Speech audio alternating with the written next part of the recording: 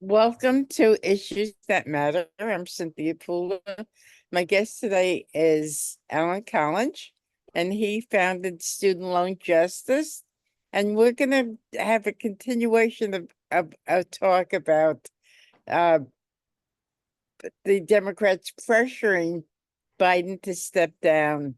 So, did you see the news conference yesterday? Yeah, I saw the highlights from them, which are played over and over and over again by the mainstream media. I saw the Hmm. flubs. I hear he actually comported himself quite well later, despite the obvious gaffes. Hmm. Um, but Cynthia and I, so we said this last time. With every passing day, I am more and more sure that this is a Democratic coup that we are watching unfold in real time. It Okay, has, yep. well, I had heard a couple of days ago that in 2016 that Biden was convinced to go out and be a candidate to stop Bernie Sanders from winning the nomination. So I'm thinking, well, if Biden was out there trying to stop Bernie Sanders, then I could see the schism between the liberals and the moderates and conservatives. And they talked for a long time about the fractures in the Republican Party. There's one in the Democratic Party, and it's so obvious right now, right? Yeah, absolutely. Probably more than one, but there certainly is one very large fracture that is on full display right now. And I said on debate night, within 7 minutes after the end of the debate on Thursday, the knives came out, and we saw who was involved. Gavin Newsom was very suspiciously doing pre-debate spin room interviews, dutifully surrogating for Biden, which in itself was quite odd. But then after the debate, when every single panelist on CNN, like Van Jones, others, when 100% of the people who are supposed to be defending Biden, regardless of how badly the debate went, all of them turned on him, and that was not a bunch of organic, people just spontaneously turning against the guy they're supposed to be fighting for. It was scripted. It was planned. And so I've got a couple of new data points for you here today, Cynthia, and that is that turns out that there was a debate watch party that was attended by Rob Reiner, um, Andy Bashir, who's a potential replacement for Biden, Gretchen Whitmer, who's seems to be rising up the top of the list as far as potential replacements for Biden, and Kamala Harris's husband. Mhm. So for those of you who don't know, Kamala's husband is an entertainment lawyer in Hollywood. That's the universe he inhabits. And so that in itself is quite telling to me. I don't want to rehash everything that I said during the last interview, but I'm telling you, this has roots that go straight back to California. Uh, San Francisco, a San Francisco liberal elite clique, certainly, I would say, is involved. Some people called the Swig family who seem to dominate California politics. Nancy Pelosi, Susan Rice, Gavin Newsom, Kamala Harris, and her husband. These people all are part of the same thing. And then we saw George Clooney's statements yesterday, day before, and it's just obvious. It's beyond obvious at this point. It's like at this point, it's so clear that these Democratic, as I said, luminaries, I guess fundraising people like George Clooney as others, that all seem to have roots to California, and many have roots to Hollywood, seem to be So, behind this. And tell me something, Alan. Tell us a little bit about the Swig family. Yeah, the Swig family, Mary and Stephen Swig, many others, pretty big family. They are an old, as far as old wealth goes in California. Don't know how old wealth can be in California, but if there is old wealth in California, this Swig family is at the center of that universe. They're a real estate dynasty family based out of San Francisco. They gave many, many, many politicians their starts. People like Susan Rice, Nancy Pelosi is at their beck and call. Kamala Harris and Gavin Newsom are both their proteges. The very, very small, cliquey, very wealthy family. They have ties to Hollywood all over California. Interestingly, and I happen to know this because the Swig family is, in fact, Mary Swig is the woman who single-handedly really stopped student loan cancellation by executive order, which is one of the major claims to fame of my group, Student Loan Justice. We started the entire national conversation around canceling student loans by executive order. It's the best way to do it. Canceling by Congress is nonsensical. It's very expensive. It's never going to happen. So the Swig family, supposedly a liberal family, they claim they want student loan cancellation, but when our push started getting adopted by some bigwig Democrats like Chuck Schumer and Elizabeth Warren, Mary Swig stepped up and single-handedly stopped the push for student loan cancellation. She wrote a memo to a bunch of other Democratic bigwigs like Nancy Pelosi, and within a few days, Nancy Pelosi was parroting Mary Swig, saying, no, the president cannot cancel student loans by executive order. So that's why I know this. There's a history behind this that goes right back, I think, in many ways to this Swig family. I don't know exactly how culpable they are in the current drama, but their fingerprints are all over this thing. Now, Barack Yeah. Obama's fingerprints are all over it too. And I thought that Biden and Obama were pretty good buds. I guess I'm wrong. Oh, yeah, I don't think, they say if you want to be in politics, get a dog. And I think that's very true with the Democrats these days. Biden doesn't seem to have anybody really on his side unless he has a dog. His dog's pretty mean too, from what I hear. So, um, yeah, no, Biden's all alone in this, I would say. And I would say that if the rich, powerful, elite, wealthy people behind the DNC have their way, I think he's out. Uh, so Why we'll see. now? Well, that's another great question, and I'm not the only person asking this. Matt Taibbi, really good journalist, Walter Kern, many others are asking the very same question. They had a chance to run somebody competent against Biden in the primaries. They chose not to. So, Right. in fact, they went out of their way to kill off all viable competition for Biden in the primaries. Like Robert Kennedy, right? Yeah, I believe he wanted to run as a Democrat. Yep. And there were a couple others but many of them, like Bernie Sanders, Elizabeth Warren, a lot of the Democrats that we would have expected to maybe give it a shot, but they didn't. They never even bothered. So I don't know what the conversations were behind the scenes, but clearly the DNC establishment, they did not want any viable Democrats running against Joe Biden in the primaries. So they killed off all his competition. Now they're trying to kill him off. So I honestly, the more I look at this, the more I see Kamala Harris and her husband and Hollywood and that whole California thing. That they wanted to avoid the inconvenience of having an actual Democratic vote by the people to get their candidate there, and I think they're pushing for Kamala. I could be wrong. I think they may be pushing for Gavin. He may be the guy. We hear increasingly people like Gretchen Whitmer.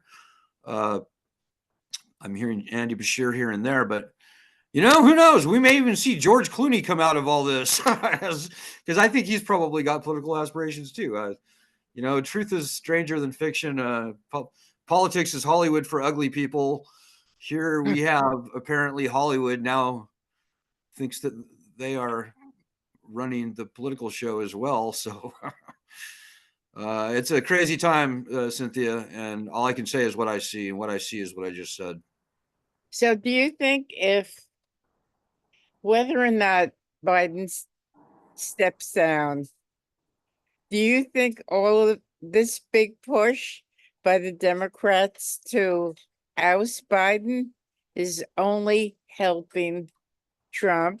That's exactly what it's doing. Like, if there was never a more unpleasant opposition, I can't think of it. Donald Trump is the most unlikable candidate. The Republican, from my humble perspective, the Republicans' agenda is basically just poison to the United States, on maybe not on a few issues, but certainly on cutting taxes for the wealthy. Certainly the student loan issue. They're just evil. And Donald Trump is about the worst frontman you can imagine to win, a nationwide election, just because, and that was true in 2016 as well. The fact that he was able to beat Hillary Clinton in 2016, being so bombastic and unlikable, really goes to show that the Democrats have very, very deep problems. And I'm not saying that the Democrats are great. Their agenda is terrible too. Joe Biden is a freaking nightmare on student loans, for example. But all the stuff that we're seeing now is absolutely unhelpful, almost no matter how it turns out. The only way that I could see this actually working for Joe Biden is if he was to stand up, be a man, kick Kamala Harris and her whole entourage to the curb, publicly out whatever weird little games may have been going on that we're not privy to. Distance himself from people like Nancy Pelosi, the whole California clique that I described earlier. I think that would probably earn him a lot of respect among the electorate in the country, the normal people. But at this point, it almost doesn't matter what happens. It's, Donald Trump has his core supporters, and very few people are going to be, really happy to, number one, get up and vote at all in the first place if they're, if they lean to the left or whatever. I think we're going to see very low turnout in this election, Cynthia. I think both parties have taken the enthusiasm out of this whole thing. The whole thing is just ugly. And What about Jill Stein? Do you think she'll make an impact? Every election I hold out hope, and I'm running for president too, as well. I should probably say, That's Collinge right, for yes. president.com. I will cancel student loans. But every election I say, there's got to be, people have to finally be tired of these two parties just wrecking the country. And I keep hoping that somebody like Jill Stein, maybe RFK this time, hopefully Or my own self, Colin. I actually believe that I can win. If all distressed student loan borrowers in the country rallied around me, that's 40 million votes or more. Right. I keep hoping, Cynthia, and I'm still hoping now. I'm an optimistic person. And I love Jill Stein. I like RFK, but, people are just locked into this two-party duopoly, and it's the most dangerous thing in the world. I don't know. Hopefully it'll change this time. Like I said, I'm an optimistic person. I'm a happy warrior. I can only hope that people will finally open their eyes and say, you know what? I'm not doing this anymore. In an average, even a presidential election year, only 3 or 4 million people. That's, and only a couple percent of the people in this country actually support either the Democrats, the Republicans, or their candidates. That's true. Mhm. Only a tiny handful of people actually donate money to these parties Mhm. or their candidates, and that's up and down from that's congressional, presidential, senatorial, local, state legislation, state races. So why do we let these two parties run and ruin our country? It makes no sense to me. I, re- So I I'm yeah, sorry. I remember in 20, 2006, 2008, 2008, when Barack Obama won. And the front runner at that point was Hillary Clinton. And she did not have a plan B. If she had a plan B, maybe Barack Obama would not have won. She did not have a plan B. And they're talking now, right now, that even with all of this push to get Biden out, there's no plan B. Oh, I don't know. I think there's a couple of plan Bs. I Matt Taibbi and Walter Kern. I keep mentioning their names just because we're like very close on we see things in the same way. Matt, sort of tongue in cheek, was saying, we could see a rematch of Hillary Trump here in 2024. You never know. Hillary Clinton may possibly be making phone calls today. You never know. You don't know. I don't know. So maybe there's a bunch of plan Bs. I think there's a lot of people right now. All the names that I mentioned. Hell, maybe even George Clooney. There may be a lot of people that are going to make a play here in the next couple of weeks. They have to do that real soon, though. I mean, they should have done it 6 months ago before there was any primary voting. Right. So we're in the Wild West here, Cynthia. Nobody knows. I mean, I really don't like Joe Biden. Let me just say, the reason I'm running for president is because he's so terrible. So maybe I can say this with some objectivity. If I were Joe Biden, I would stay the course and I would put all these people in their place. I mean, for God's sake, he is the president of the United States. And I don't think he's a fool. I think that's what he's doing, though. Well, that's what he's trying to do. He's under enormous pressure to get out. He's under a ton of pressure. I don't know, being 81 or over 80 years old. I don't know if he's really even up for all the knives that are going to be coming out for him and already are out for him right now. I mean, just turn on CNN or MSNBC. He gets up and he goes, "I'm fine. I'm running." And then Nancy Pelosi goes, "Well, whatever Joe decides to do, I'm behind it. Whatever he decides." And Joe goes, "I've decided. I'm running." Yes. And then Pelosi goes, "Oh, whatever you decide to do, Joe, whatever you ultimately decide to do, I'm with you." And just so insincere. Now, I'm intrigued with Obama. Why do you think Obama is stabbing Biden in the back? You'd have to ask him, Cynthia. I don't know the guy. I'm really not. I don't have any expertise there. I can only tell you the data that I do know, and that is quite telling about the current controversy. How Barack Obama feeds into all of this, who knows? I think he's still a pretty young guy. He could never be president. His wife could be president. Yeah. So again, you never know. I think there's a feeding frenzy behind the scenes, and I think there's a lot of machinations going on right now that are probably haven't all revealed themselves yet. I've seen what I've seen, and so I can certainly tell you about the little machinations that I can point to, and even corroborate. I mean, since the debate and since our last interview, everything that I've claimed, much more data has come out to support that claim. And so there's that. But you never know until you know. So were you surprised by all of this? Yeah, I was somewhat surprised. I thought this was going to be another lockdown for Biden. The way it's been going for the past 3.5 years, I didn't see any evidence that there would be anything like this. This came out of the blue for me, as I think that's true for most people. Mm-hmm. But this is a major crack in the Democratic Party, and just because I dislike the Republicans so much. I actually kind of like Donald Trump. He's kind of a breath of fresh air, but Oh God, the Republicans, they have no good intentions for this country. They want to fleece it, and they want to wreck it, and they want to get rich from it. I just hate the Republicans, Cynthia. I really do. But the Democrats, in my humble opinion, are really kind of in the same game. Their Right. their rhetoric is a little better, but the wealthy oligarchs control both parties at this point.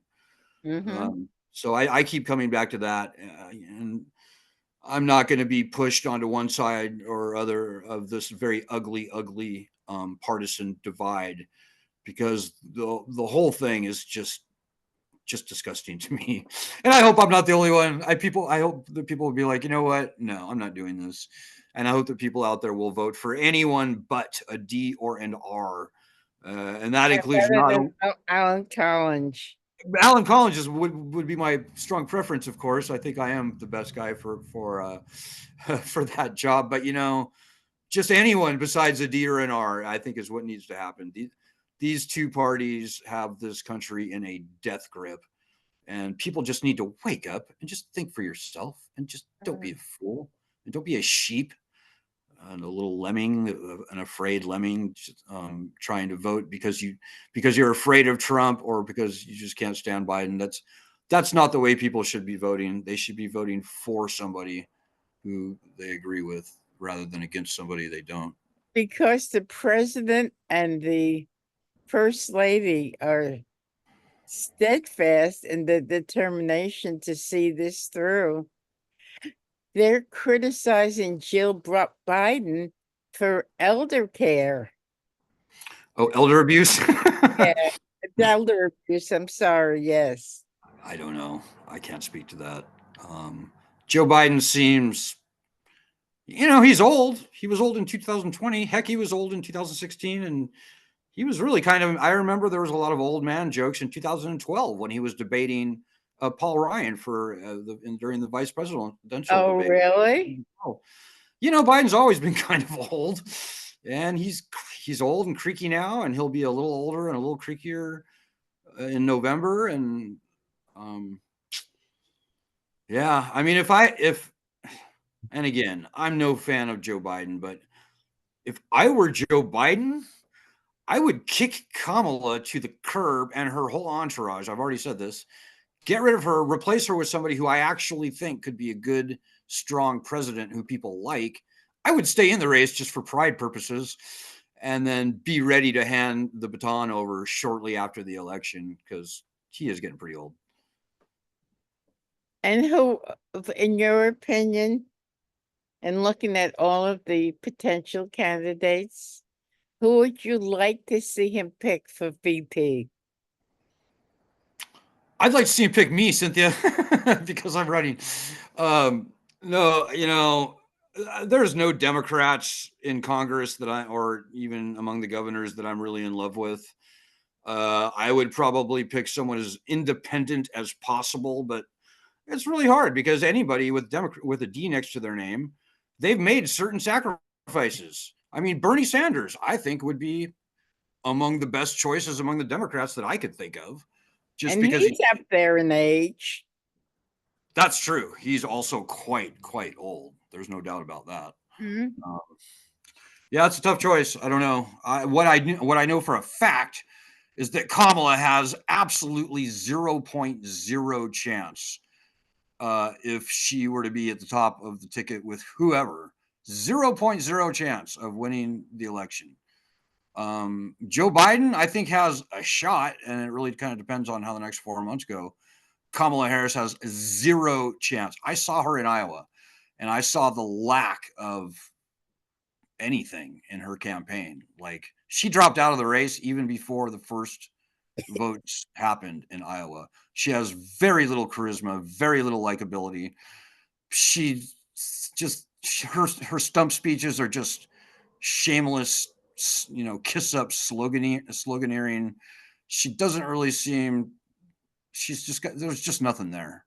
When I see her commercials, I think, how did she get a degree in law? How did she uh, go through 3 years of law school? How did she make it into the Senate? How did she actually function as a district attorney?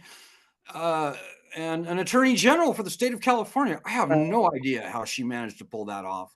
But mm. apparently being in political office can't be that hard, because if she could do it. Yeah, no, she just strikes me as having always been a quite shallow, not very smart Well, yeah, person. she she got to where she is because of the Speaker of the California Assembly, Willie Brown. Well, that's right. She slept with Willie Brown, but you know what?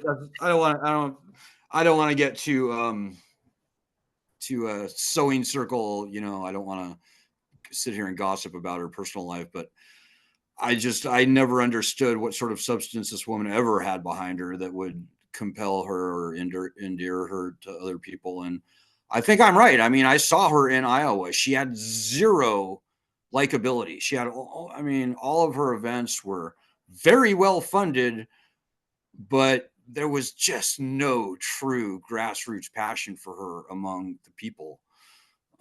Certainly not of Iowa. And I don't care what anybody says today. That hasn't changed, in Y- my You opinion. know, you just mentioned something that's pretty interesting.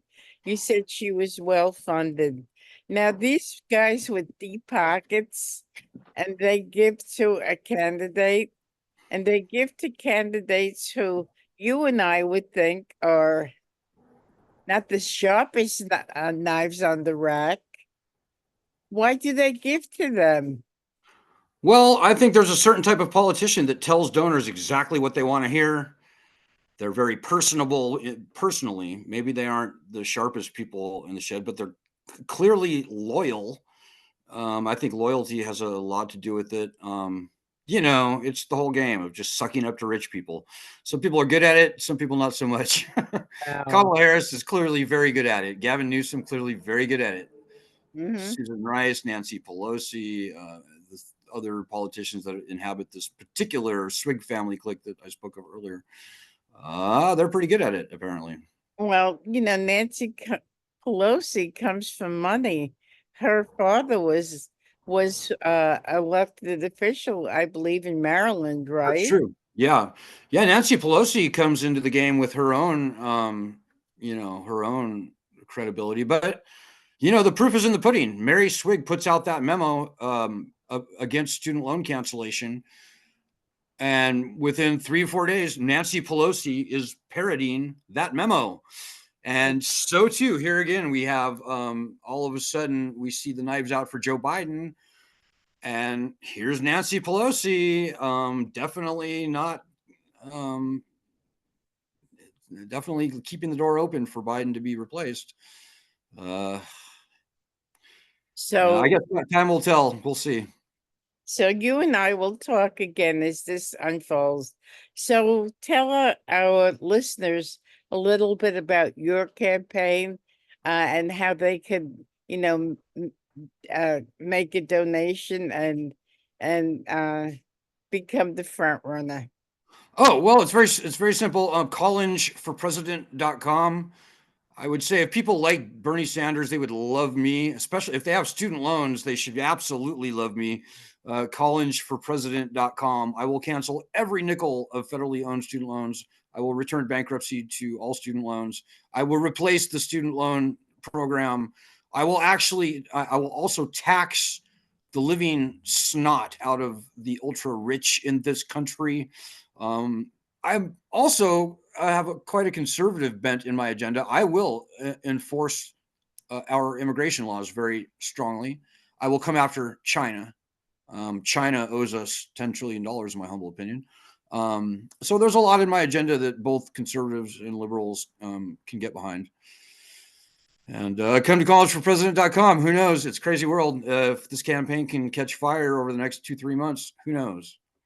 So Alan, we'll talk again. You've been listening to Alan Collinge, and he's the founder of Student Loan Justice. I'm Cynthia Pooler. This is Issues That Matter. And if you like this show, please subscribe to my YouTube channel. Thank you, Alan. Thank you, everybody, for listening. Have a great day. Stay tuned for the bumpy ride we're going to be on.